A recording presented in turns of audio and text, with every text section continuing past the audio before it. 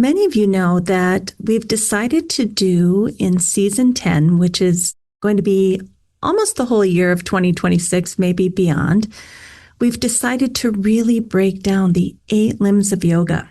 But before we can get started with that, we have to look at the theoretical lens of Indian philosophy.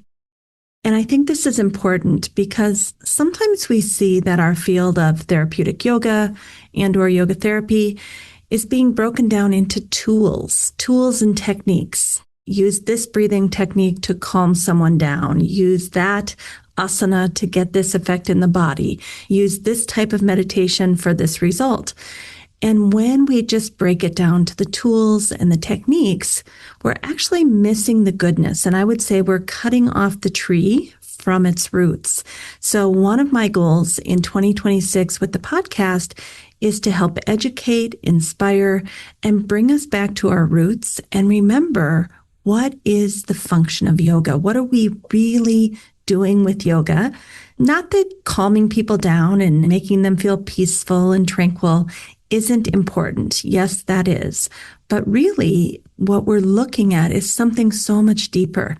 And if we can remember that and keep the lens through which yoga therapy, therapeutic yoga, if we can keep the lens to remember what it is we're doing here, I think we will keep our tree nourished and connected to its roots, and it will live much longer. Instead of being a holiday tree that comes in the house and dies after 4 or 5 weeks, we will have this tree for many, many generations to come. Welcome to the Yoga Therapy Hour. My name is Amy Wheeler, and I am your host. Today, we're going to do a solo episode with me, and we're still going deeply into the 8 limbs of yoga this year. So let's go ahead and get started.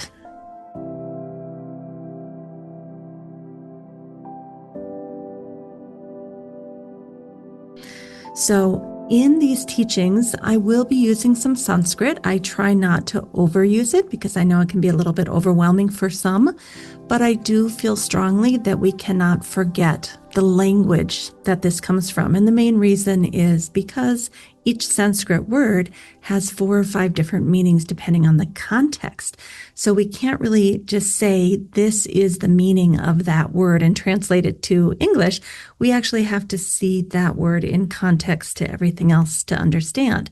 So for example, today we're going to be talking about the Citta.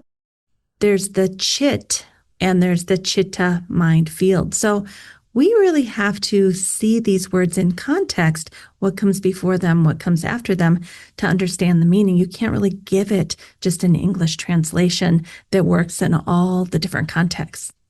So we've talked in previous episodes about this idea of the Citta mind field, which is encompassed through the manas mind, the ahaṅkāra mind, the buddhi mind.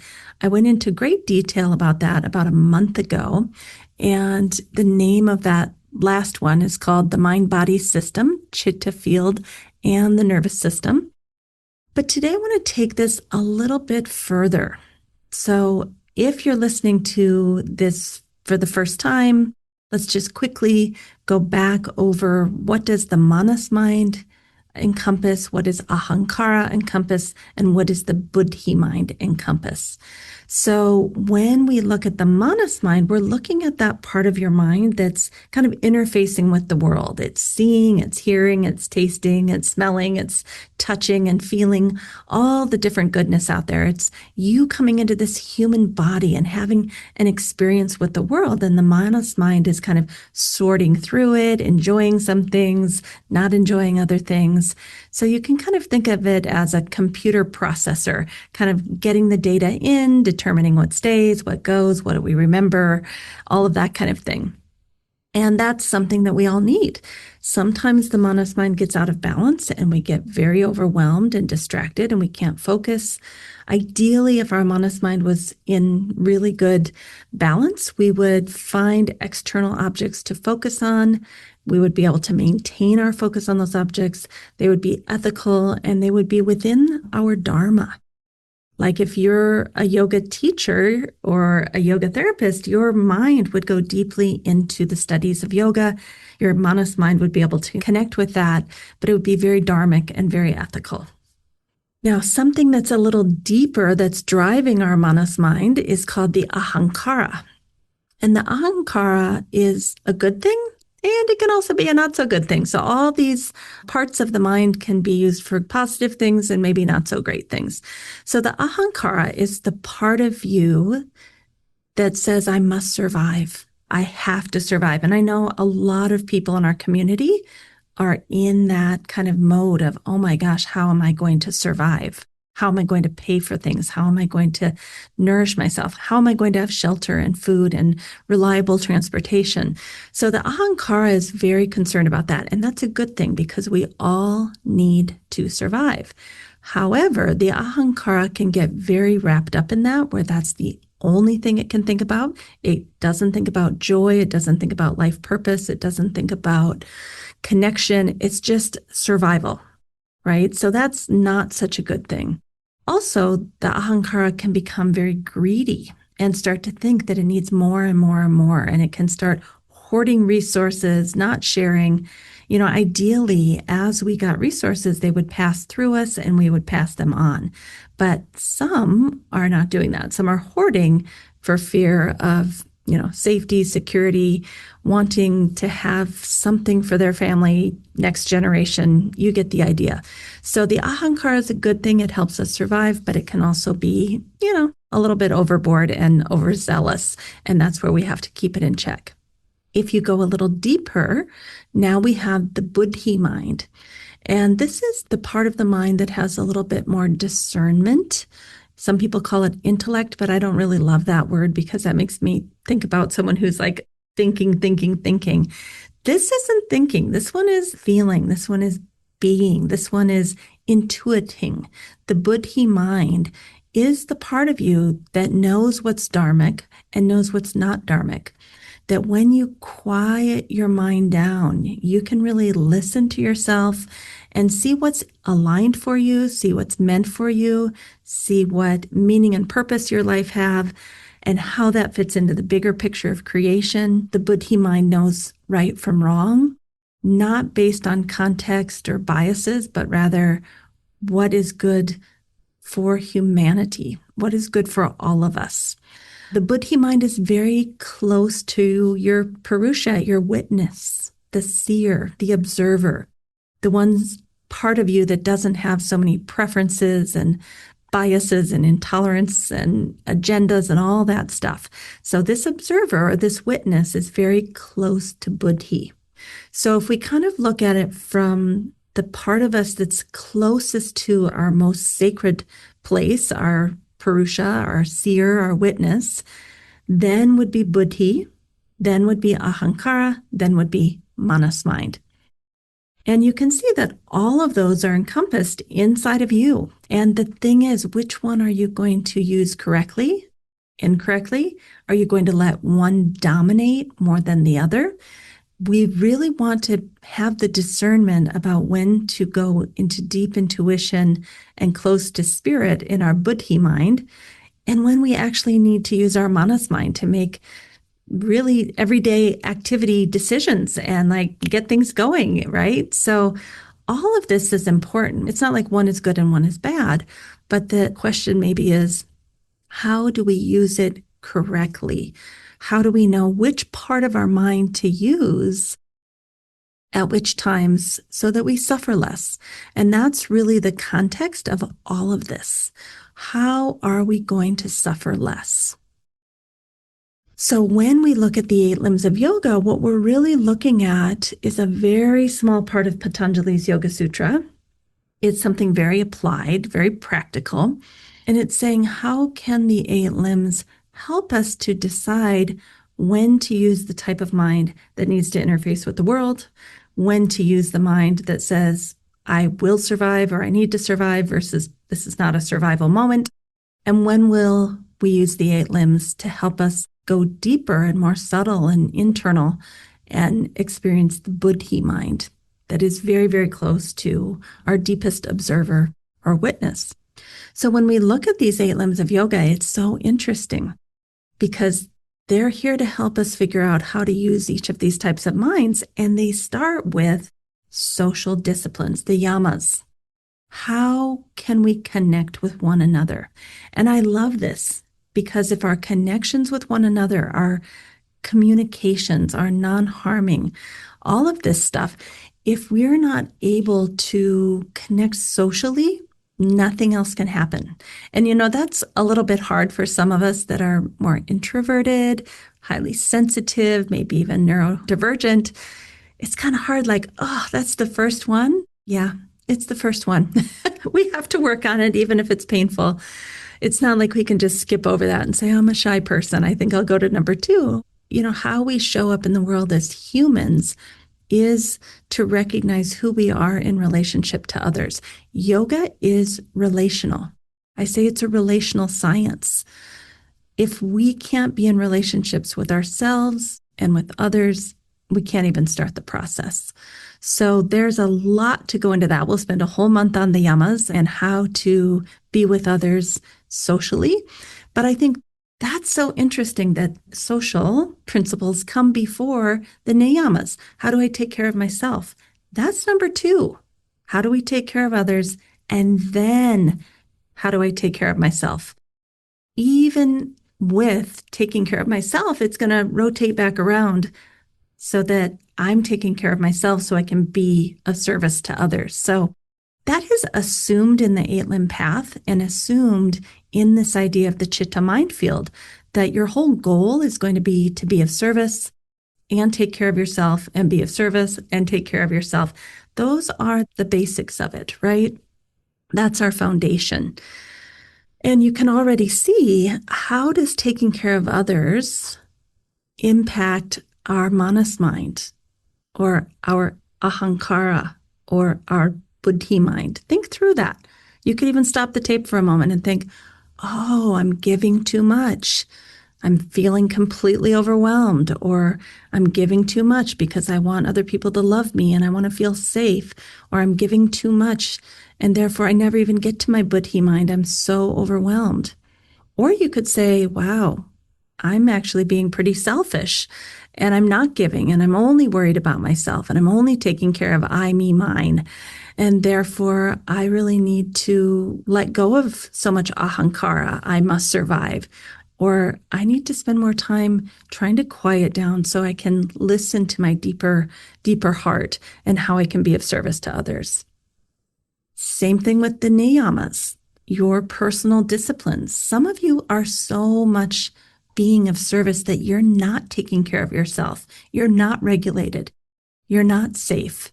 You're not able to provide for yourselves. And I say that as someone who has been doing this for 25 years and sometimes not able to provide for herself. So it's not a judgment. It's just a fact that sometimes we have to go figure out how to take care of ourselves before we can be of service to others.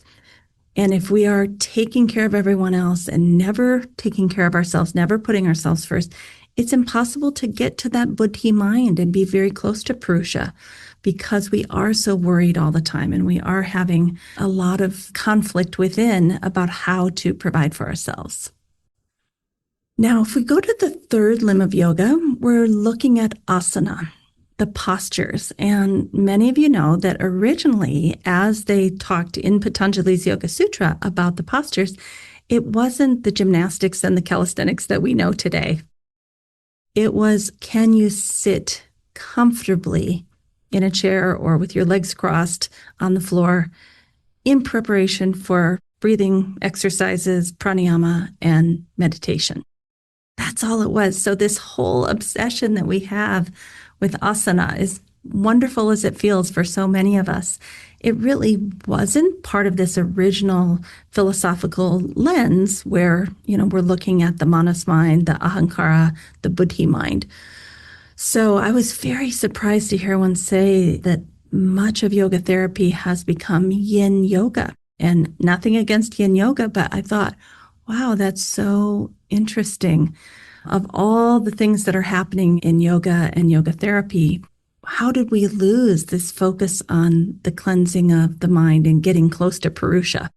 I hope we didn't. Maybe I should say that. But if we look at asana as a form of getting our bodies prepared to sit comfortably for periods of time, to do some breath work, some pranayama, regulated breathing, they say the pranayama is extending the pranayama. How do we extend the prana? Both for longevity, but also for health. And knowing that the extension of prana requires that we create space inside of ourselves for the prana to flow smoothly in a refined way, which is going to help us get back to buddhi mind, get back to that witness, get back to that observer.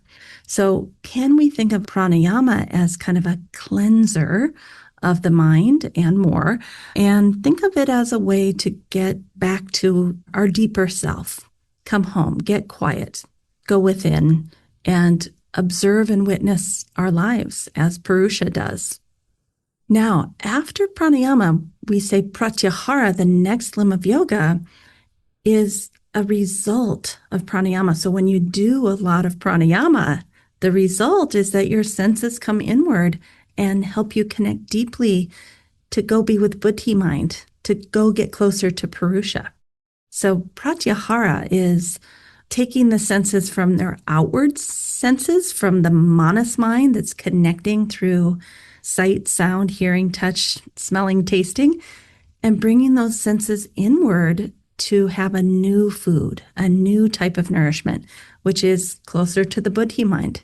I used to laugh and I would call it Purusha juice. So really, pratyahara is not something we do. It's something that happens as a result of a lot of pranayama. I would say our modern practices of yoga nidra can have a really, really strong effect on pratyahara. Oftentimes, even within yoga nidra, we're doing a lot of breath work, but I really do think yoga nidra can help us settle down to come back home to self, to become the witness or the observer of our lives a little more often, even if it's for 15 or 20 minutes and kind of a little reset to get back into your day. Now, the last three limbs, after we've drawn our attention inward, after we've done all this breath work, now we're going into dharana, dhyanam, and samadhi. These are three parts of meditation, like beginning meditation, middle of meditation, end of meditation. And each one is important, and not all of us will get to each one. So when we look at the sixth limb of yoga, dharana, that is the beginning of meditation. That is getting your mind to focus. Many of us have trouble with this. We have too much going on in our lives where our minds are jumping all over. They want to look at the cell phone. But to even get it to concentrate for, let's even say 12 seconds, is a beginning. Focus your attention. That's the beginning step to really getting closer to the buddhi mind and closer to connecting deeply with Purusha. The second part of meditation, dhyana, some people say dhyanam, and this is where your mind has become very focused and somewhat absorbed in meditation. I always say dharana is 12 seconds and dhyana is 12 times 12, 144 seconds. If you wanted to kind of put it in a timeline, that you kind of start to lose your sense of time or space.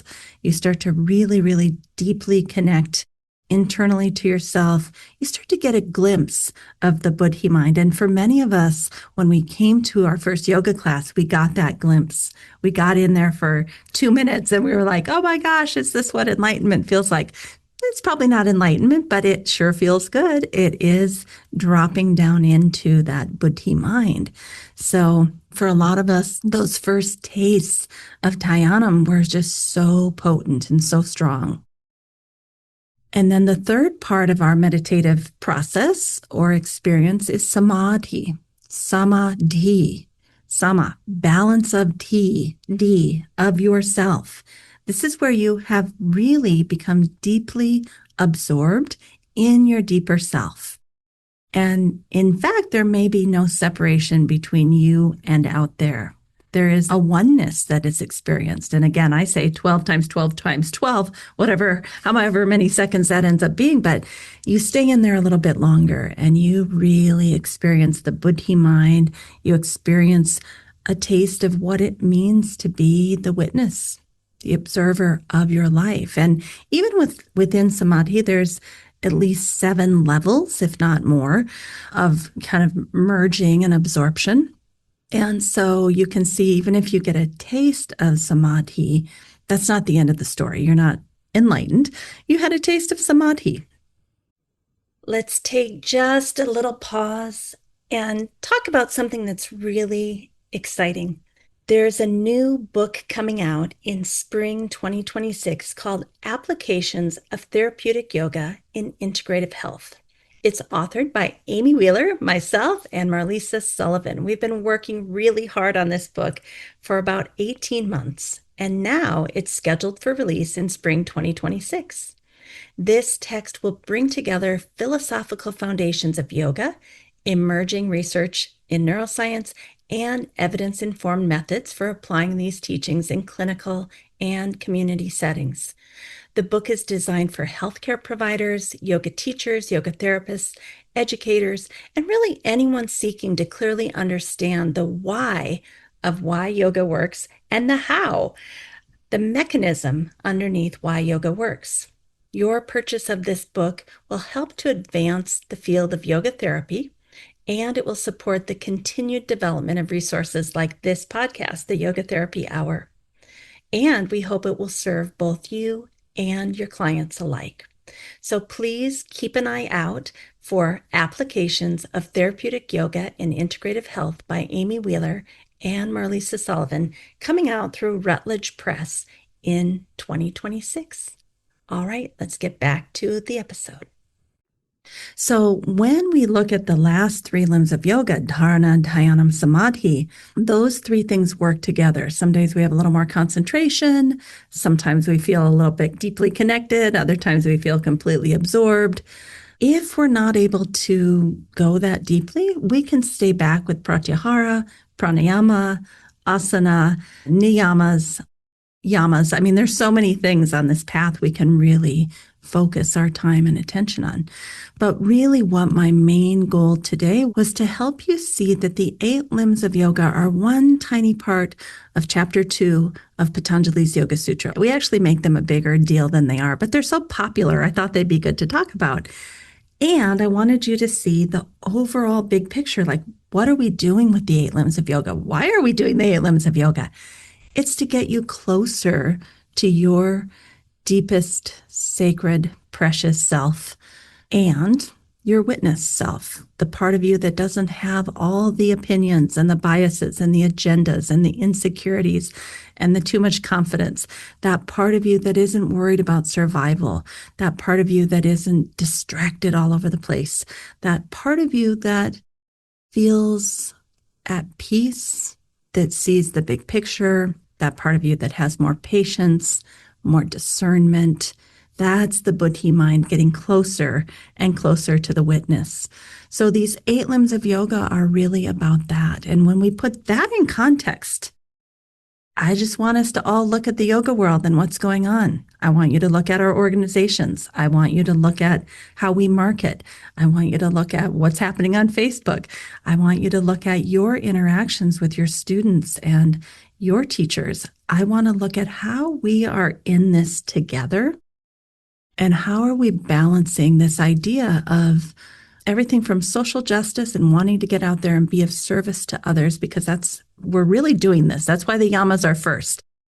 And how do we also do that from the place of the observer and the witness?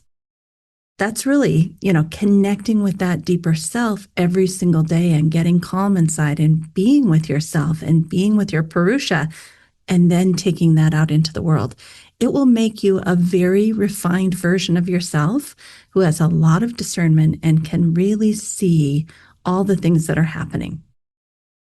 In the meantime, maybe we're not all quite there yet. Maybe we're stuck in the manas mind, completely distracted. I know I've been there for several weeks with all that's happening in the world, especially here in Minneapolis, Minnesota, in February and January of 2026. It's been quite a ride here. But I did notice my mind was so into the manas mind. It was just completely externally focused on all the news and the events and the stuff and the people and the conversations.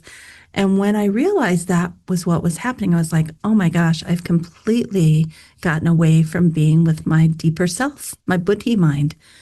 And so I pulled in, I changed some habits, and I decided to get back to my practice first thing in the morning and my prayers and really pull inward, knowing that that's the only place that I can truly be of service to the world. That if I'm coming from that place, I will be a much better version of myself to be able to make a difference with discernment. So I hope you have enjoyed this little kind of framing of the upcoming season. We'll continue to frame it because, again, without the framing, what are we doing here? We have no North Star, if you will. We have no tree that has roots. We're just doing tools and techniques, and that's not enough. We really do need to know the water that we swim in and what are the big goals. Where are we going together as a yoga community? Thank you so much for listening today. We'll have more of the same next week, and I'm always open to listening to your comments and your thoughts, your critiques, and feel free to contact us here at the Yoga Therapy Hour, and we're just so happy that you're part of our community. Thanks for being here. We'll talk soon. Thank you for being a listener of the Yoga Therapy Hour podcast. We have done over 200 episodes, and we have had over 200,000 downloads. And we hope that in some small way, we have supported you mentally, emotionally, and spiritually. If you'd like to support the Yoga Therapy Hour podcast in 2026, there's several meaningful ways you can do so. First, you can become a member of our Patreon community and donate as little as $5 a month to keep the podcast going. Your contribution helps us to sustain the depth and quality of conversations on the podcast. A second option is that you become an Optimal State mobile app member for both Android and iPhone. Again, this is about $5 a month, and we're going to start providing a lot of amazing content on our mobile app in 2026. We definitely want you to be part of that community. We also have a book coming out called Applications of Therapeutic Yoga in Integrative Health. This book will be published by Routledge Publisher in spring 2026. It's written by Amy Wheeler and Marlisa Sullivan. We hope you'll consider purchasing this book when it comes out in the spring of 2026. Again, the name is Applications of Therapeutic Yoga in Integrative Health by Wheeler and Sullivan. For those of you who are seeking advanced training in therapeutic yoga or in yoga therapy, please consider checking out the programs at Notre Dame of Maryland School of Integrative Health. We have a MS in yoga therapy, and we also have a postmaster's degree therapeutic yoga for licensed healthcare providers that's starting in the fall of 2026. In addition, we have a comprehensive Ayurveda certificate program also geared towards licensed healthcare providers. Each one of these programs is a pathway designed to support healthcare professionals and yoga teachers and yoga therapists who are ready to integrate these teachings into clinical, education, and community settings. All right, thanks for listening, and thanks for supporting the Yoga Therapy Hour podcast. We wish you a wonderful week. We hope that somehow, in a small way, we've contributed to your well-being so that you can go out and share that well-being with others. That's what life is all about, bringing in the goodness through you and then shining it out to the world. We need you more than ever. So let's all get out there, do good, be good, and have a great week.